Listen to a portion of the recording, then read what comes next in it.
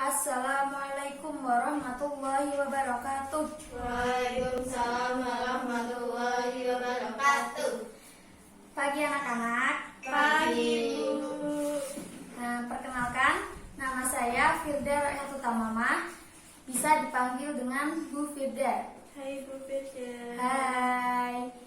Pada pagi hari ini kita akan belajar akidah akhlak tentang akhlak tercela.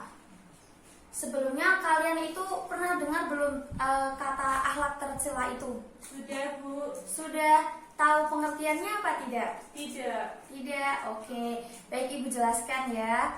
Akhlak tercela itu adalah akhlak yang buruk dan tidak boleh kita lakukan. Akhlak tercela disebut juga dengan akhlak madmumah.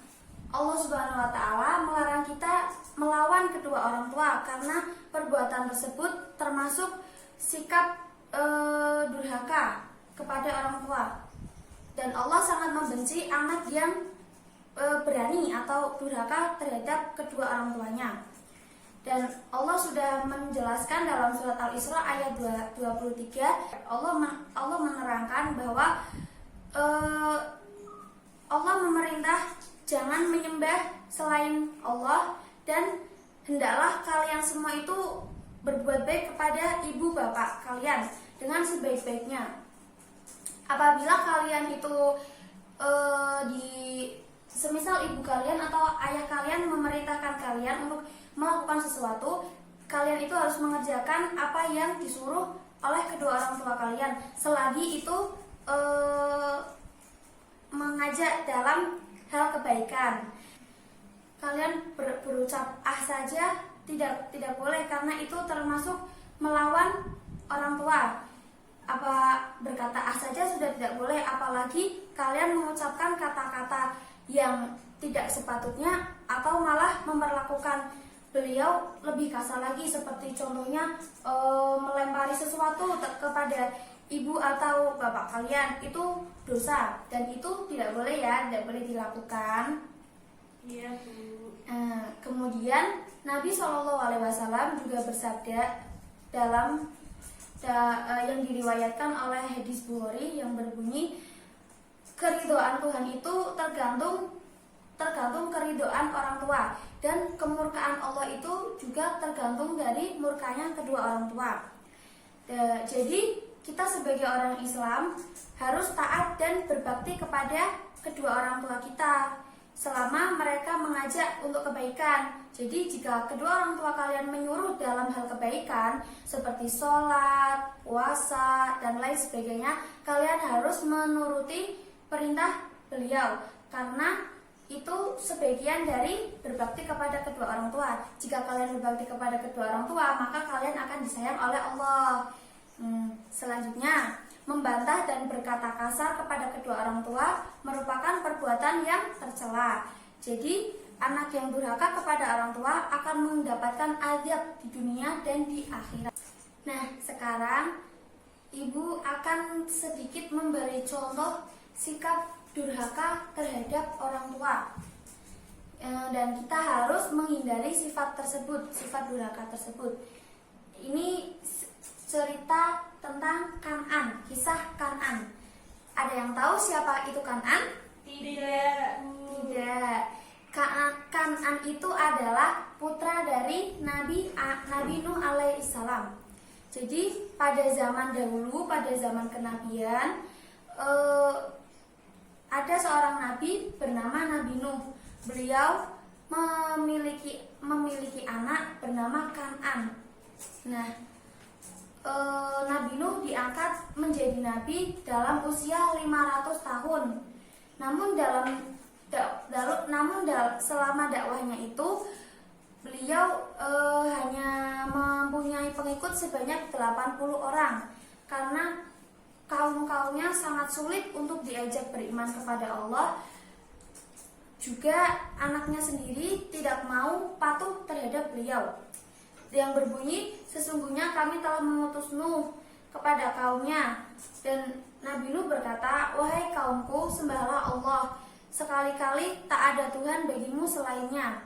Sesungguhnya kalau kamu tidak menyembah Allah, aku takut kamu akan ditimpa azab di hari yang besar atau hari kiamat. Nah, Nabi Nuh alaihissalam berdoa kepada Allah agar Allah menurunkan adab untuk mereka-mereka yang tidak mau beriman kepada Allah.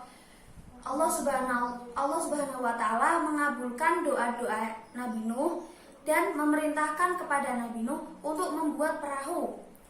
Nah, rencana Nabi Nuh alaihissalam membuat perahu tersebut menimbulkan ejekan dari kaumnya karena menurut mereka itu sangat aneh di suatu daerah yang kering, kekurangan air, Nabi Nuh malah membuat perahu.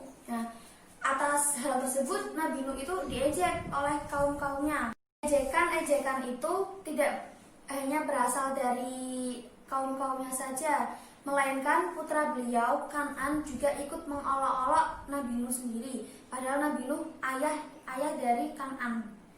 Karena melaksanakan perintah Allah Subhanahu wa taala, Nabi Nuh tetap mengerjakan pembuatan perahu itu hingga selesai.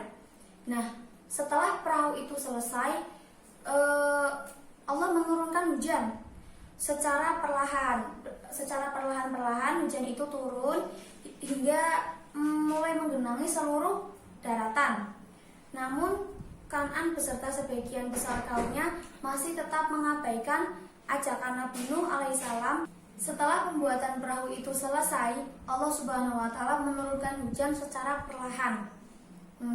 Lama-kelamaan air tersebut menggenangi daratan. Dengan kejadian tersebut, Nabi Nuh mengajak seluruh kaumnya untuk ikut menaiki perahu yang telah Nabi Nuh buat. Tetapi banyak sekali kaumnya yang tidak mau mengikuti ajakan Nabi Nuh. Bahkan anaknya sendiri Kan'an pun tidak mau mengikuti ajakan dari Nabi Nuh. Hanya kaum-kaum yang beriman saja yang mau mengikuti ke dalam kapal itu. Hujan turun berhari-hari tak kunjung selesai dan mengakibatkan banjir yang sangat hebat dan ketinggian air yang hampir sama dengan ketinggian gunung. Di saat itulah Nabi Nuh tetap memanggil Kan'an agar ikut bergabung dengan Nabi Nuh beserta kaum-kaumnya di dalam kapal tersebut. Namun dengan hati yang keras, Kan'an tidak mau mengikuti perintah ayahnya. Ia justru menjauh dari kapal Nabi Nuh dan berlari ke puncak gunung yang paling tinggi. Namun hujan turun semakin deras dan membuat air semakin tinggi hingga menenggelamkan gunung tersebut. Nah, di dalam surat Hud ayat 42-43 menjelaskan bahwa Nabi Nuh itu berkata kepada anaknya, "Hai anakku, naiklah ke dalam perahu ini dan janganlah kamu mengikuti orang-orang kafir." Si Kan'an pun menjawab, "Aku akan mencari perlindungan ke gunung yang dapat memeliharaku dari air bah itu." Dan Nabi Nuh berkata, "Tidak ada yang dapat melindungimu hari ini dari azab Allah selain Allah sendiri yang Maha Penyayang." Dan gelombang menjadi penghalang di antara Nabi Nuh dan Kan'an. Maka jadilah anak itu termasuk ke dalam orang-orang yang ditenggelamkan. Nah, dari kisah ini merupakan contoh seorang anak yang tidak mau patuh terhadap orang tuanya sampai celaka di akhir hayatnya.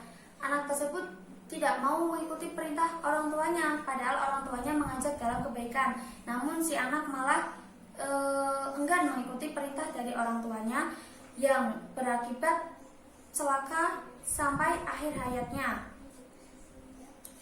Nah, dari peristiwa ini dapat dijadikan peringatan bagi kita agar jangan sampai menjadi anak yang durhaka terhadap kedua orang tua kita.